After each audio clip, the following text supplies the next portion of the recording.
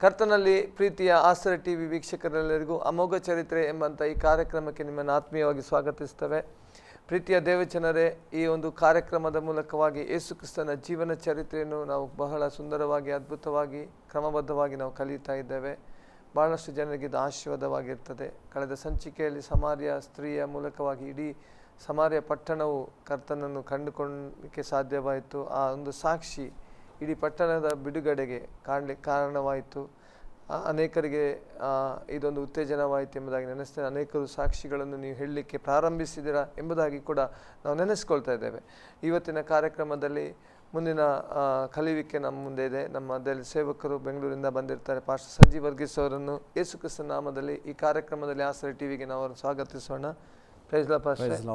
ಪಾಸ್ಟ್ರೆ, ಸಮಾರ್ಯ ಸ್ತ್ರೀಯ ಸಂಭಾಷಣೆಯನ್ನು ನಾವು ಬಹಳ ವಿಸ್ತಾರವಾಗಿ ಕಲಿತೇವೆ ಕಳೆದ ಸಂಚಿಕೆಯಲ್ಲಿ. ಇಡೀ ಪಟ್ಟಣ ಒಂದು ಬಿಡುಗಡೆಗೆ ಕಾರಣವಾಯಿತು. ಇನ್ನೂ ಅದರಲ್ಲಿ ಏನಾದರೂ ನಮಗೆ ಕಲಿಯಲಿಕ್ಕೆ ಸಾಧ್ಯ ಉಂಟಾ? ಅಂದರೆ ಯೇಸು ಕ್ರಿಸ್ತನನ್ನು ಸಂಧಿಸಿದ ಆ ಸಮಾರ್ಯದ ಹೆಂಗಸು ತಕ್ಷಣ ಆಕೆ ಕೊಡವನ್ನು ಅಲ್ಲಿ ಇಟ್ಟು ಸಮಾರ್ಯ ಪಟ್ಟಣಕ್ಕೆ ಓಡ್ತಾ ಇದ್ದಾಳೆ. ಇಲ್ಲಿ ನಾವು ಕಲಿಯತಕ್ಕಂಥ ಒಂದು ಆತ್ಮಿಕ ಪಾಠ ಏನಂತಂದರೆ, ಯೇಸು ಕ್ರಿಸ್ತನನ್ನು ಪರಿಚಯಪಡಿಸುವುದಕ್ಕಾಗಿ ಥಿಯಾಲಜಿ ಕಲಿಯಬೇಕೆಂಬುದಾಗಿಲ್ಲ. ದೈವಜ್ಞಾನ ಶಾಸ್ತ್ರದಲ್ಲಿ ಪಾಂಡಿತ್ಯ ಬೇಡ. ನಮಗೆ ಸಿಕ್ಕಿದ ಸಂಗತಿಯನ್ನು ನಾವು ತಿಳಿಸಿದರೆ ದೇವರಲ್ಲಿ ಅದ್ಭುತ ಮಾಡ್ತಾರೆ. ಇತ್ತೀಚೆಗೆ ದಿವಸದಲ್ಲಿ ಬಂದಂಥ ಒಂದು ಸರ್ವೆ ನಾನು ಕೇಳಿದೆ. ಸಭೆಯಲ್ಲಿ 90% ಆತ್ಮಗಳು ಬರುವುದು ರಕ್ಷಣೆ ಹೊಂದಿ 2 ವರ್ಷದೊಳಗಿನವರ ಸಾಕ್ಷಿಯಿಂದ ಅಂತ. ರಕ್ಷಣೆ ಹೊಂದಿ 2 ವರ್ಷದೊಳಗಿನವರು ಹೇಳಿದ ಸುವಾರ್ತೆ ಮತ್ತು ಸಾಕ್ಷಿಯಿಂದಲೇ ಪ್ರತಿ ಸಭೆಯಲ್ಲಿ 90% ಜನರು ಹೊಸದಾಗಿ ಬರುವುದು. ಬಾಕಿ 10 ಹಳೆಯವರು 10 ಶತಮಾನ ಮಾತ್ರ ಜನರೇ ಸುವಾರ್ತೆ ಸಭೆಯಲ್ಲಿ ಸಾರುವುದು ಎಂಬುದಾಗಿ. ನಿಜವಾಗಲೂ ಅದೊಂದು ಸತ್ಯದ ಸಂಗತಿ. ಕಾರಣವೇನೆಂದರೆ, ಹೊಸದಾಗಿ ಒಬ್ಬನು ರಕ್ಷಣೆಗೆ ಬರುವಾಗ ಅವನಿಗೆ ತಾನು ಅನುಭವಿಸಿದ ಸಂತೋಷವನ್ನು ಇತರರಿಗೆ ತಿಳಿಸಬೇಕೆಂಬ ಕುತೂಹಲ ಉಂಟಾಗ್ತದೆ.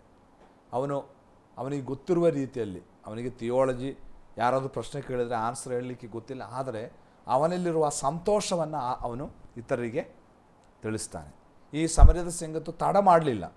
ನಾಳೆ ಹೋಗೋಣ ಅಂತ ಆಕೆ ಇರಲಿಲ್ಲ. ತಕ್ಷಣ ಕೊಡವನ್ನು ಅಲ್ಲೇ ಬಿಟ್ಟು, ಸ್ವಾಮಿಯನ್ನು ಅಲ್ಲೇ ಬಿಟ್ಟು ಓಡ್ತಾ ಇದ್ದಾಳೆ ಗ್ರಾಮಕ್ಕೆ.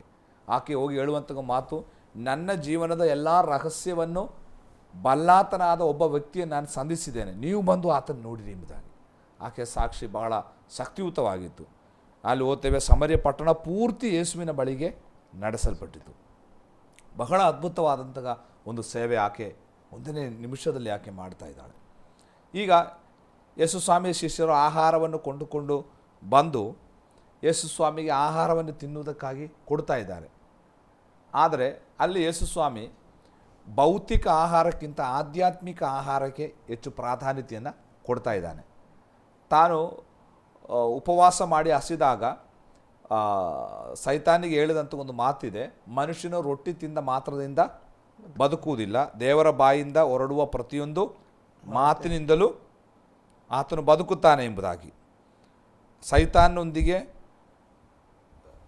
ರೊಟ್ಟಿಯ ಕುರಿತು, ಸಮಾರ್ಯ ಹೆಂಗಸಿನೊಂದಿಗೆ ನೀರಿನ ಕುರಿತು, ಈಗ ಶಿಷ್ಯರಿಗೆ ಆಹಾರದ ಕುರಿತು ಯೇಸು ಸ್ವಾಮಿ ಹೇಳುವಾಗಲೆಲ್ಲ ಭೌತಿಕತೆಗಿಂತ ಹೆಚ್ಚು ಆತ್ಮಿಕ ಕಾರ್ಯಗಳಿಗೆ ಪ್ರಾಧಾನ್ಯತೆ ಕೊಡ್ತಾ ಇದ್ದಾನೆ. ಆದ್ದರಿಂದ ನಮ್ಮ ಕ್ರೈಸ್ತ ಜೀವಿತದಲ್ಲೂ ಯಾವಾಗಲೂ ಮೊದಲು ದೇವರ ರಾಜ್ಯಕ್ಕಾಗಿ, ನೀತಿಗಾಗಿ ಆ ಒಂದು ಪಾಲಿಸಿ ನಾವು ಇಟ್ಟುಕೊಂಡ್ರೆ ಉಳಿದವುಗಳೆಲ್ಲ ದೇವರು ನಮಗೆ ದಯಪಾಲಿಸಲಿಕ್ಕೆ ಆತನು ಶಕ್ತನಾಗಿದೆ. ಆದ್ದರಿಂದ ಯೇಸು ಸ್ವಾಮಿ ಯಾವಾಗಲೂ ಭೌತಿಕ ಕಾರ್ಯಗಳಿಗಿಂತ ಹೆಚ್ಚು ಆತ್ಮಿಕ ಕಾರ್ಯಗಳಿಗೆ ಪ್ರಾಧಾನ್ಯತೆಯನ್ನು ಆತನು ಕೊಡ್ತಾ ಇದ್ದಾನೆ ಎಂಬುದಾಗಿ ನಾವು ಕಾಣ್ತೇವೆ. ಅದು ನಮಗೊಂದು ಆತ್ಮಿಕ ಪಾಠವಾಗಿ, ಒಂದು ಚಾಲೆಂಜ್ ಆಗಿ ನಾವು ತೆಗೆದುಕೊಳ್ಳೋಣ. ಹೀಗೆ ಈ ಸಂಭಾಷಣೆಯ ಕೊನೆಗೆ ಬರುವಾಗ ಸಮಾರ್ಯ ಪಟ್ಟಣದವರು ಯೇಸು ಸ್ವಾಮಿಯನ್ನು ಕಂಡುಕೊಂಡರು. ನಾವು ಅದರ 4ನೇ ಅಧ್ಯಾಯ 29ನೇ ವಚನಕ್ಕೆ ಬರುವಾಗ ಆ ಸ್ತ್ರೀಯ ಸಾಕ್ಷಿಯನ್ನು ಕೇಳಿ ಅಲ್ವಾ, ಹಾಗೆ ಬರೆದಿದೆ 29ನೇ ವಚನದಲ್ಲಿ. ಸಮಾರ್ಯರೆಲ್ಲರೂ ಆತನ ಬಳಿಗೆ ಓಡಿ ಬಂದರು. ಅವರಲ್ಲಿ ಅನೇಕರು ಆತನಲ್ಲಿ ನಂಬಿಕೆ ಹುಟ್ಟರು. ಅವರು ನಮ್ಮೊಂದಿಗೆ ನೀನು ವಾಸ ಮಾಡಬೇಕೆಂದು ಒತ್ತಾಯಪಡಿಸಿದರು. ನೋಡಿರಿ, ಯಹೂದ್ಯರನ್ನು ಹೀಯಾಳಿಸುವವರು ಸಮಾರ್ಯರು. ಯಾರಾದರೂ ಯಹೂದ್ಯರು ಅವರ ಮೇರೆಯಲ್ಲಿ ಹಾದು ಹೋಗುವಾಗ ಅವರನ್ನು ಗೇಲಿ ಮಾಡಿ ಶಾಪ ಹಾಕುವಂಥ ಕೆಲಸ ಈ ಸಮಾರ್ಯರು ಮಾಡ್ತಾಯಿದ್ರು. ಆದರೆ ಒಬ್ಬ ಯಹೂದ ರಬ್ಬಿ ತಮ್ಮ ಪಟ್ಟಣಕ್ಕೆ ಬಂದಾಗ ಆತನ ಜೀವಿತವನ್ನು ನೋಡಿ ಈ ಪಟ್ಟಣದವರು ಪೂರ್ತಿ ಆತನಲ್ಲಿ ಆಕರ್ಷಿತರಾಗಿ ಅಲ್ಲಿ ಓದ್ತೇವೆ 2 ದಿವಸ ಯೇಸು ಸ್ವಾಮಿ ಅವರ ಬಳಿಯಲ್ಲಿ ಇದ್ದುಕೊಂಡನು ಎಂಬುದಾಗಿ ನಾವು ನೋಡ್ತಾ ಇದ್ದೇವೆ. ಅಷ್ಟು ಒಂದು ಮಹನೀಯವಾದ ಸೇವೆ ಯೇಸು ಕ್ರಿಸ್ತನಲ್ಲಿ ಮಾಡುತ್ತಿರುವುದಾಗಿ ನಾವು ನೋಡುತ್ತೇವೆ. ಈಗ ಯೇಸು ಕ್ರಿಸ್ತನು ಆ ಮಾರ್ಗವಾಗಿ ಗಲೀಲಾಯ ಪ್ರಾಂತ್ಯಕ್ಕೆ ಆತನು ಪ್ರವೇಶಿಸುತ್ತಿರುವುದಾಗಿ ನಾವು ನೋಡ್ತಾ ಇದ್ದೇವೆ. ಇವತ್ತಿನ ತರಗತಿ ಮೊದಲುಗೊಂಡು ನಾವು ಯೇಸು ಕ್ರಿಸ್ತನ ಗಲೀಲಾಯದ ಸೇವೆಯನ್ನು ಕಲೀಲಿಕ್ಕೆ ಹೋಗ್ತಾ ಇದ್ದೇವೆ. ಅಂದರೆ ಈ ತನಕ ನಾವು ಯೇಸು ಕ್ರಿಸ್ತನ ಸೇವೆಯ ಅಪ್ರಸಿದ್ಧ ವರ್ಷದ ಸೇವೆಯನ್ನು ನಾವು ನೋಡಿಕೊಂಡೆವು. ಅದನ್ನೊಮ್ಮೆ ಸಂಕ್ಷಿಪ್ತವಾಗಿ ನಾನು ಹೇಳಿ ಮುಂದಿನ ವಿಷಯಕ್ಕೆ ಹೋಗ್ತೇನೆ. ಅಂದರೆ ಯೇಸು ಕ್ರಿಸ್ತನ ಪ್ರಾರಂಭದ ಸೇವೆ ಗಲೀಲಾಯ ಯೂದಾಯದ ಸೇವೆ ಅಂತ ನಾವು ಕಲಿತುಕೊಂಡೆವು. ಯೂದಾಯ ಮತ್ತು ಗಲೀಲಾಯದ ಸೇವೆ ಎಂಬುದಾಗಿ ನಾವು ನೋಡಿಕೊಂಡು ಅದರಲ್ಲಿ ಪ್ರಾರಂಭದ ಯೂದಾಯ ಸೇವೆ ಮತ್ತು ಪ್ರಾರಂಭದ ಗಲೀಲಾಯ ಸೇವೆ ಮತ್ತು ಯೂದಾಯದ ಸೇವೆ ಎಂಬುದಾಗಿ 3 ಭಾಗವಾಗಿ ನಾವು ವಿಂಗಡಿಸಿದೆವು. ನಿಮಗಲ್ಲಿ ಒಂದು ವೇಳೆ ಇದೇನು ಎಂಬುದಾಗಿ ನಿಮಗೆ ಅರ್ಥ ಆಗದೇ ಇರ್ಬೋದು. ಅಂದರೆ ಯೇಸು ಕ್ರಿಸ್ತನು ವಿವಿಧ ಪ್ರಾಂತ್ಯಗಳಲ್ಲಿ ಮಾಡಿದ ಸೇವೆ ಅಂದರೆ ಪ್ರಾರಂಭದ ವರ್ಷದಲ್ಲಿ.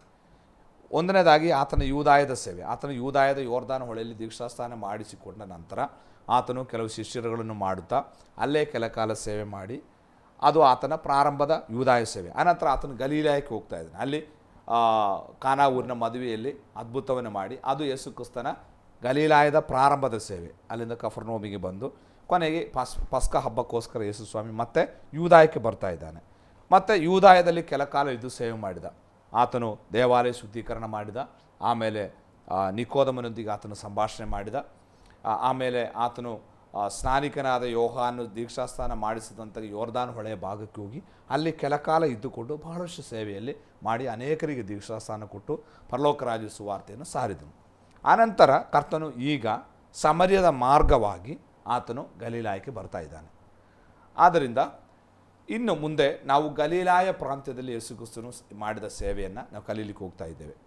ಈ ಸೇವೆಯನ್ನು ನಾವು ಸಿನೋಪ್ಟಿಕ್ ಗಾಸ್ಪೆಲ್ಸ್ ಅಥವಾ 3 ಪ್ರಾರಂಭದ ಸುವಾರ್ತೆಗಳಲ್ಲಿ ಕಾಣ್ತೇವೆ. ನಾವು ಬಿಟ್ಟು ಬಂದಂತಹ ಒಂದು ಸುವಾರ್ತೆ ಇದೆ, ಲೂಕನ ಸುವಾರ್ತೆ. 4ನೇ ಅಧ್ಯಾಯದಲ್ಲಿ ಲೂಕನ ಹೇಳ್ತಿದ್ದಾನೆ, ಅಡವಿಯಿಂದ ಅಂದರೆ ಉಪವಾಸವನ್ನು ಮುಗಿಸಿ ಯೇಸು ಕ್ರಿಸ್ತನು ಸೀದಾ ಗಲೀಲಾಯಕ್ಕೆ ಹೋದನು ಎಂಬುದಾಗಿ ಹೇಳುವ ಭಾಗಕ್ಕೆ ನಾವೀಗ ತಿರುಗಿ ಬಂದಿದ್ದೇವೆ. ಅಂದರೆ ಇಷ್ಟು ಎಪಿಸೋಡ್ಗಳಲ್ಲಿ ನಾವು ಮಾಡಿದಂತಹ ಯೇಸು ಕ್ರಿಸ್ತನ ಯೂದಾಯದ ಪ್ರಾರಂಭದ, ಗಲೀಲಾಯದ ಪ್ರಾರಂಭದ ಮತ್ತು ಯೂದಾಯದ ಸೇವೆ ಸಿನೋಪ್ಟಿಕ್ ಗಾಸ್ಪೆಲ್ಸ್ನಲ್ಲಿ ಅಥವಾ ಸಮಕಾಲೀನ ಸುವಾರ್ತೆಯಲ್ಲಿ ನಾವು ಕಾಣುವಂಥದ್ದಲ್ಲ. ಈಗ ನಾವು ಮುಂದಕ್ಕೆ ಗಲೀಲಾಯದ ಸೇವೆ ಈ 4 ಸುವಾರ್ತೆಗಳಿಂದ ಸೇರಿಸಿ ಮುಂದುವರಿಸಲಿಕ್ಕೆ ನಾವು ಬಯಸ್ತಾ ಇದ್ದೇವೆ. ಪ್ರೇಕ್ಷಕರಿಗೆ ಅರ್ಥವಾಯಿತು ಅಂತ ನಾನು ನೆನೆಸ್ತೇನೆ. ಈಗ ಗಲೀಲಾಯದ ಸೇವೆಯನ್ನು ನಾವು ಪ್ರಸಿದ್ಧ ವರ್ಷದ ಸೇವೆ, ಯೇಸು ಕ್ರಿಸ್ತನ ಪ್ರಸಿದ್ಧ ವರ್ಷ ಅಂದರೆ 2ನೇ ವರ್ಷದ ಸೇವೆಯನ್ನು ಯೇಸು ಕ್ರಿಸ್ತನ ಪ್ರಸಿದ್ಧ ವರ್ಷ ಎಂಬುದಾಗಿ ನಾವು ನಾಮಕರಣ ಮಾಡಿದ್ದೇವೆ. ಈ ಪ್ರಸಿದ್ಧ ವರ್ಷದ ಸೇವೆ ಅನೇಕ ಭಾಗಗಳಾಗಿ ನಾವು ವಿಂಗಡಿಸಬೇಕು. ಯಾಕಂದರೆ ಬಹಳಷ್ಟು ಸೇವೆಗಳು ಮಾಡಿರುವಂಥದ್ದು 2ನೇ ವರ್ಷ. ಅದು ಒಂದೊಂದಾಗಿ ಹೇಳುವುದಕ್ಕಿಂತ ಅದನ್ನು 2-3 ಭಾಗವಾಗಿ ನಾವು ವಿಂಗಡಿಸೋಣ. ಪ್ರಾರಂಭದಲ್ಲಿ ಯೇಸುವಿನ ಗಲೀಲಾಯದ ಪ್ರಾರಂಭದ ಸೇವೆ ಅಂತ ನಾವು ಅದನ್ನು ವಿಂಗಡಿಸ್ತಾ ಇದ್ದೇವೆ. ಅಂದರೆ ಹೆಚ್ಚು ಕಡಿಮೆ 4 ತಿಂಗಳುಗಳ ಕಾಲ ಯೇಸು ಕ್ರಿಸ್ತನು ಮಾಡಿದಂಥ ಸೇವೆಯನ್ನು ಪ್ರಾರಂಭದ ಗಲೀಲಾಯ ಸೇವೆ ಅಂತ ನಾವು ಕಲಿಬೋದು. ನಾವು ಈಗಾಗಲೇ ಹೆರೋದನು ಯೋಹಾನನ್ನು ಸೆರೆಯಲ್ಲಿ ಇಟ್ಟಿದ್ದಾನೆ ಎಂಬ ಸಂಗತಿಯನ್ನು ಯೇಸು ಸ್ವಾಮಿ ಕೇಳಿದಾಗ ಆತನು ಯೂದಾಯವನ್ನು ಬಿಟ್ಟು ಗಲೀಲಾಯ ಸೀಮೆಗೆ ಹೋದನು ಎಂಬುದಾಗಿ ಮತ್ತಾಯ 4:12 ನಾವು ಸಂಚಿಕೆ ಹಿಂದೆ ನಾವು ಕಲಿತೆವು. ಇಲ್ಲಿ ಹೆರೋದ ಅಂತಿಪನಿಗೆ ಹೆದರಿ ಅಲ್ಲ ಯೇಸು ಕ್ರಿಸ್ತನು ಬಂದದ್ದು, ಫರಿಸಾಯರ ಅಸೂಯೆ ನಿಮಿತ್ತ, ಹೊಟ್ಟೆ ಕಿಚ್ಚು ನಿಮಿತ್ತ ಯೇಸು ಕ್ರಿಸ್ತನು ಅಲ್ಲಿಂದ ತನ್ನ ಸೇವಾ ಸ್ಥಳವನ್ನು ವರ್ಗಾವಣೆ ಮಾಡಿದ್ದು ಎಂಬುದಾಗಿ ನಾವು ನೋಡ್ತೇವೆ. ಹಾಗಾಗಿ ಯೇಸು ಕ್ರಿಸ್ತನು ಒಂದು ಸವಾಲನ್ನು ಸ್ವೀಕರಿಸುತ್ತಾ ಬಂದಿದ್ದಾನೆ. ಅಂದರೆ ಯೋಹಾನನ್ನು ಸೆರೆಗೆ ಹಾಕಿದ ಹೆರೋದ ಅಂತ್ಯಪನಿ ಇರುವ ಸ್ಥಳಕ್ಕೆ ಯೇಸು ಸ್ವಾಮಿ ಬಂದದ್ದು ಹೆದರಿ ಅಲ್ಲ, ಒಂದು ಸವಾಲಾಗಿ ಯೇಸು ಕ್ರಿಸ್ತನು ಬರ್ತಾ ಇದ್ದಾನೆ. ಆದರೆ ಯೂದಾಯದಲ್ಲಿ ತಾನು ಮುಂದುವರಿಲಿಕ್ಕೆ ಇಷ್ಟಪಡಲಿ, ಯಾಕಂದರೆ ಯಹೂದ್ಯರ ಹೊಟ್ಟೆ ಕಿಚ್ಚಿನ ನಿಮಿತ್ತ ಆತನು ಅಲ್ಲಿಂದ ಸ್ಥಳವನ್ನು ವರ್ಗಾವಣೆ ಮಾಡುತ್ತಿರುವುದಾಗಿ ನಾವು ನೋಡ್ತಾ ಇದ್ದೇವೆ. ಈಗ ನಾವು ಪ್ರಾರಂಭದ ಗಲೀಲಾಯ ಸೇವೆಯನ್ನು ಗಮನಿಸುವಾಗ ಯೋಹಾನ ಸುವಾರ್ತೆ 4ನೇ ಅಧ್ಯಾಯ ಹಾಗೂ ಮತ್ತಾಯನ ಸುವಾರ್ತೆ 4:12, ಮಾರ್ಕ 1:14, ಲೂಕ 1:14 ಪ್ರಕಾರ ಯೇಸು ಕ್ರಿಸ್ತನು ಗಲೀಲಾಯ ಸೀಮೆಗೆ ಬಂದನು ಎಂಬುದಾಗಿ ನಾವು ನೋಡುತ್ತೇವೆ. ಈ ಬಂದಂತಹ ಸಮಯದಲ್ಲಿ ಪ್ರಾರಂಭದ 4 ತಿಂಗಳಲ್ಲಿ ಯೇಸು ಕ್ರಿಸ್ತನು ಮಾಡಿದಂತಹ ಒಂದು 7 ಪ್ರಧಾನ ಸಂಗತಿಗಳಿದೆ. ಅದನ್ನು ನಾವು ನೋಡಲಿಕ್ಕೆ ಹೋಗ್ತಾ ಇದ್ದೇವೆ. ಅದರಲ್ಲಿ ಒಂದು ಯೇಸು ಕ್ರಿಸ್ತನು ಅರಮನೆಯ ಪ್ರಧಾನನ ಮಗನನ್ನು ಗುಣಪಡಿಸ್ತಾ ಇದ್ದಾನೆ. ಅದು ಯೋಹಾನ ಸುವಾರ್ತೆ 4ನೇ ಅಧ್ಯಾಯ 43ನೇ ವಚನದಿಂದ ನಾವು ನೋಡ್ತೇವೆ.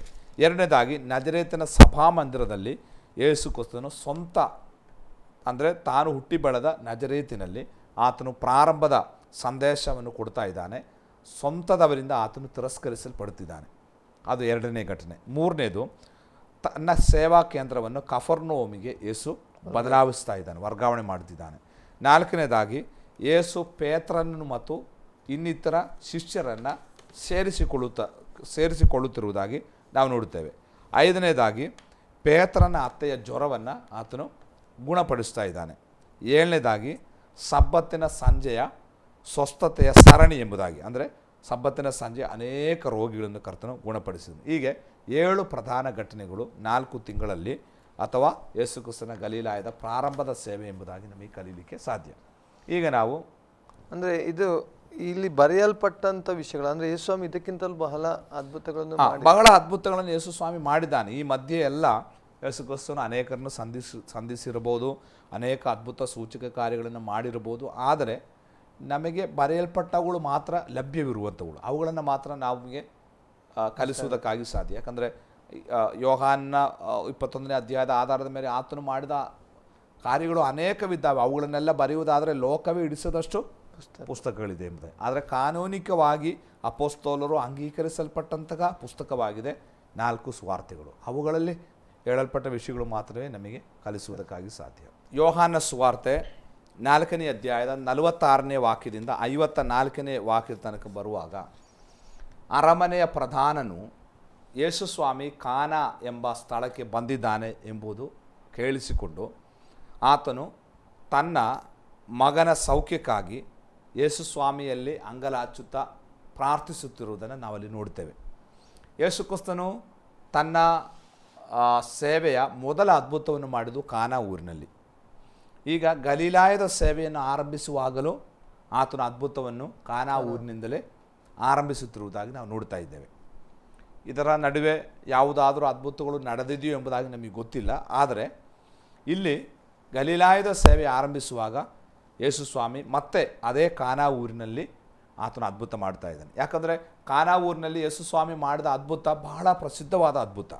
ಅದು ಅಂದಿನ ಊರಿನ ಎಲ್ಲ ಜನರಿಗೂ ತಿಳಿಯಲ್ಪಟ್ಟಿತ್ತು. ಆದ್ದರಿಂದ ಯೇಸುವಿನ ಬರೋಣಕ್ಕಾಗಿ ಜನರು ಕಾಯುತ್ತಾ ಇದ್ದರು. ಯಾಕಂದರೆ ಅಂದಿನ ಕಾಲದಲ್ಲಿ ಅದ್ಭುತ ಮತ್ತು ಸೂಚಕ ಕಾರ್ಯಗಳ ಮೂಲಕವಾಗಿ ಮಾತ್ರ ದೇವಕುಮಾರನ ಜನರು ನಂಬುವುದಕ್ಕೆ ಅವಕಾಶವಿತ್ತು. ಆದ್ದರಿಂದ ಯೇಸು ಸ್ವಾಮಿ ಬೇಕಾದಷ್ಟು ಅದ್ಭುತಗಳನ್ನು ಜನರಿಗೆ ಮಾಡುತ್ತಾ ಇದ್ದನು. ತಾನು ಪ್ರಸಿದ್ಧನಾಗುವುದಕ್ಕಾಗಿ ಅಲ್ಲ, ತನ್ನನ್ನು ದೇವಕುಮಾರನೆಂಬುದಾಗಿಯೂ ತಂದೆಯಾದ ದೇವರನ್ನು ಪರಲೋಕ ರಾಜ್ಯವನ್ನು ನಂಬುವುದಕ್ಕಾಗಿ ಯೇಸು ಸ್ವಾಮಿ ಅದ್ಭುತಗಳನ್ನು ಅಲ್ಲಿ ಮಾಡುತ್ತಾ ಇದ್ದನು.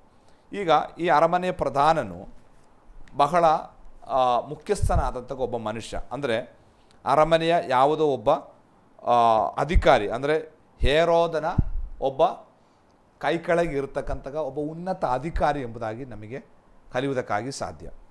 ಇವನ ಮಗ ಯಾವುದೋ ಒಂದು ರೋಗ ಪೀಡಿತನಾಗಿ ಸಾಯುವ ಹಾಗಿದ್ದಾನೆ. ಈತನು ಕಫರ್ನಹೋಮ್ ಸ್ವದೇಶಿ, ಅಂದರೆ ಕಾನಾ ಊರಿಗೆ 20-25 ಮೈಲಿ ದೂರದಲ್ಲಿ ಇರತಕ್ಕಂಥ ವ್ಯಕ್ತಿ. ಈಗ ಆತನು ಯೇಸು ಕ್ರಿಸ್ತನು ಕಾನಾ ಊರಿಗೆ ಬಂದಿದ್ದಾನೆ ಎಂಬ ಸುದ್ದಿಯನ್ನು ಕೇಳಿ 20-25 ಮೈಲಿ ನಡೆದು ಯೇಸು ಸ್ವಾಮಿಯ ಬಳಿಗೆ ಬರ್ತಾ ಇದ್ದಾನೆ. ಬಂದು ತನ್ನ ಮಗನ ವಿಚಾರದಲ್ಲಿ ಆತನಿಗೆ ಬೇಡಿಕೊಳ್ಳುತ್ತಿದ್ದಾನೆ. ನನ್ನ ಮಗನು, ಓದಿ ಆ ವಾಕ್ಯವನ್ನೊಮ್ಮೆ.